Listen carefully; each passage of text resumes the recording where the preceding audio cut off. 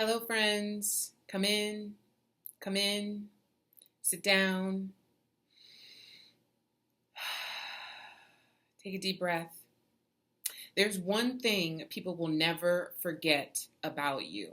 Did you make them feel seen? Did you make them feel heard? Did you make them feel valued?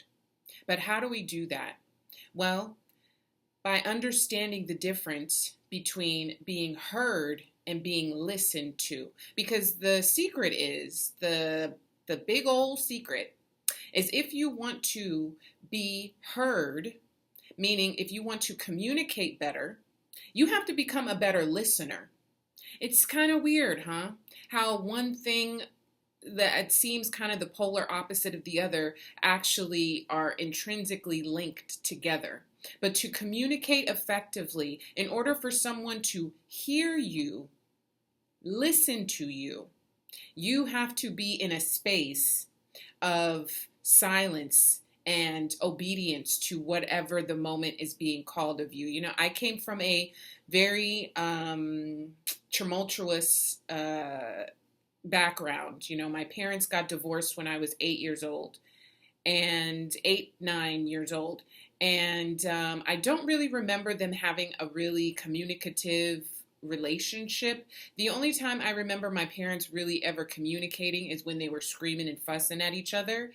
And hearing that as a child left a very deep, deep impression upon me, so much so that somewhere on an unconscious level, I decided that until and unless I found a partner who I knew I would not, or I could not, or I could mitigate the reality or the possibility of us communicating in a hostile way, especially in front of potential children, until and unless I could mitigate that, I was not going to have kids because of the damage that it did to me. And as a teacher, I observed it over and over and over again. The way in which we belittle our children and do not take the things that they say serious. We demean them because for whatever reason we've decided that because they are younger than us, their experiences must not have any validity to them. So the things and the means in which they can communicate are obviously of somebody of that age. And so I don't have children. I will probably not have children. At least today, that's how I feel, because I understand the importance and the significance of being seen, of being heard, of being listened to. And I worked in retail and in the service industry for many, many, many years. And somewhere along the way, it kind of dawned on me that when people have grievances, they just want someone to feel like they can hear them, they can listen to them, they see them, and more than likely, whatever problem or whatever issue they are having is easily resolved when you really ground yourself, when I would ground myself in the awareness to see them, to listen to them, to empathize if I could, or to sympathize with them. And it led to me making a lot more money. And it led to me almost always being the one who was called when anybody had an issue with any client, customer, because I could neutralize it like that. And so, it's really important that we deepen our consciousness and clear out mental and emotional clutter so we can communicate better, so we can develop our listening skills. Because, again, the way that people will perceive you has a lot to do with your nonverbal communication. And people are not going to be able to hear your thoughts, obviously. They're not going to be able to feel your feelings if you don't verbalize them. But we can all feel each other's energetic feeling. And that we cannot hide. We can hide our thoughts the best that we can. We try to run away from our feelings the best we can, but it's like your energetic field carries like a thing around you. It's your aura, and people can feel that. Whether or not you feel safe within yourself will allow other people to feel safe with you. And that's one of the reasons why I believe we are so undisciplined in developing our communication skills, is because we don't listen. We don't practice actively listening. I live in an apartment right now, and this is the last apartment I will ever live in. Not because I need a big old mansion, and I don't desire those things. I am very minimal. I am a minimalist to the T.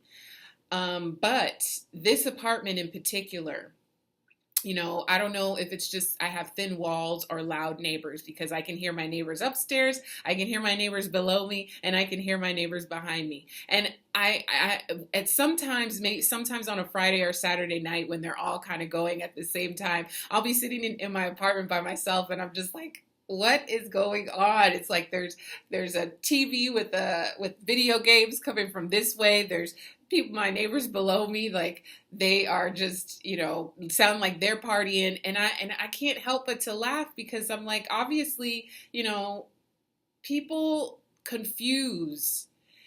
If I speak in such a way where you can hear me, that means obviously you see me, right? But no. No, if you're just another noise, if you're just more noise in the world, nobody is going to want to hear you. They're going to want to walk away from you, because this is a very noisy world. And whether we're consciously aware of it or unconsciously, we are all seeking peace. We are all seeking calm.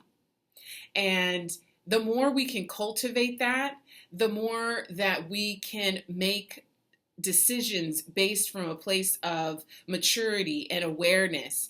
And again, if it's a conscious level or unconscious level, we are seeking that peace. So if someone deems you to be a noisy person, do not be surprised if they literally walk away from you, because that's just the object that's just what you're giving them. It's so interesting to have been a witness so many times in grocery stores, or at the supermarket grocery stores, and on the train, where there will be a loud conversation happening. Either somebody's on the phone, or there's like a friend or a couple or whatever, and someone will say something to them. And what is the first thing they say? Mind your business. Well, you are making it impossible for me to mind my business right now, because you are making it my business. I cannot just turn my ears off, ma'am or sir. So if you want me not in your business, do not put your business in my face. Like, if I can hear it, if I can listen to it, then you are making it my business. If you don't want it to be my business, that is your privilege. That is your opportunity for growth. But be mindful that you are opening yourself up to whomever, whatever opinions and whatever somebody else wants to bring to it, because you are speaking in such a way where people can literally hear you. So how do we begin to develop our communication? How do we become better practice listeners? Well, there's 3 things that you can do. The first thing is paraphrasing. When you are listening to someone, let me understand this. Am I understanding this correctly? I think I heard you say, start to practice, paraphrasing what people are saying. So that way you can really comprehend what they're saying. Because often when we are in dialogue, when we are in conversation, we are not listening. We are waiting for our opportunity to respond and have a rebuttal. If you're over talking someone, if you don't let someone get to the end of their sentence, that is a clear sign that you are not listening. So paraphrase. So number 2, summarize paraphrasing and summarize are not necessarily the same thing. Summary is, or excuse me, to paraphrase something is to put it in your own words. So just so I make sure I have things right, your speaker is probably not going to say that, but you are paraphrasing. You are hearing what they are saying, and you are putting it out in such a way to see if you're comprehending, to see if you are listening. Summary is literally just taking the things that they have said and relaying it back to them. So if I hear you correctly, you said you feel disrespected. If I hear you correctly, am I wrong to assume that you feel that whatever they said? So paraphrasing is your own words, summary is their words. And the third thing is nonverbal communication. I've been on so many dates, and this is just the thing. People are just attached to their devices. When you are actively listening to someone, you are present. So that means put your phone away. Is that one text? Is that one post? Is that one, thing that you might miss? Is it worth the unattentiveness that you are placing upon the person in front of you? Because we can feel that. We can feel when someone is present with us. If someone is allowing us to feel safe and feel vulnerable, put your phone away. Look them in the eye, like sit up straight. Really allow the speaker to feel like what you are saying is value, or what they are saying is valuable, because it is. It is. We are all teachers. We are all students. We have so many things to learn, and so we can grow from each other. So put that technology away. Being heard, being seen, being valued. This is what life is all about. This is what we are all seeking. We are a collective consciousness. We are a collective society. And it is up to us individually to cultivate skills that are necessary for us all to feel valued, for us all to feel worthy, for us all to feel heard and seen.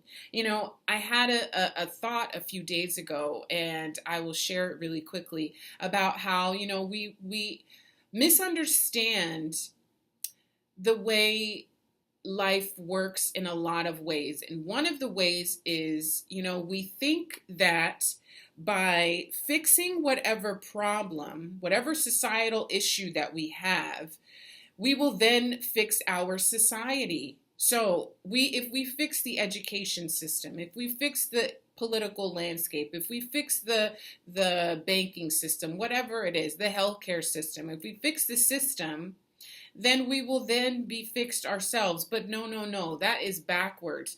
We have to fix ourselves for the fixing to happen on the outside. It's like when you throw a pebble into any water, the reverberation starts where the pebble goes in and reverberates outward. It doesn't come from the out and go in. It starts in and goes out. That's what we have to start to identify ourselves with, as the pebble in the water that creates the reverberation, the aura around you of safety and comfort and value.